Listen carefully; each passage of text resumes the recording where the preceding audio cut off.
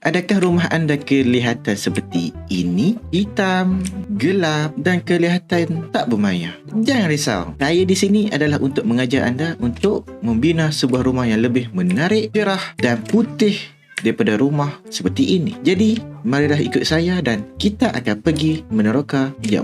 Kita akan pergi membina rumah yang lebih menarik daripada rumah ini. Itulah rumah ni hudu. Aku tak boleh duk rumah ni. Tengok hudu gila duk. Apa tengok? Itu masuk pun macam ni. Tangga 3. Satu pintu 3 tangga.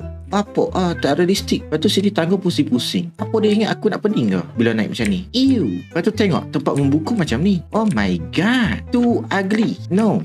I cannot stand it. Lepas tu tengok dapur. Apa asal letakkan fire atas furnace? Apa dia nak bakar ikan sekali bakar rumah? Oh my god. What is this? Jadi tapi tak habis lagi. Aku nak kena bahan lagi rumah ni. Rumah ni hudu tu. Nak tengok tower ni apa function? Nak naik pun pening.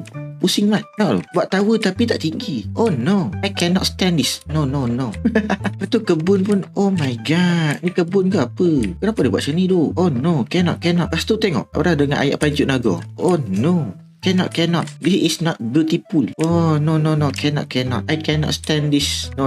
Jadi, jom kita pergi membina rumah yang baru. Tapi itulah masa dah habis. Nanti sambung part 2.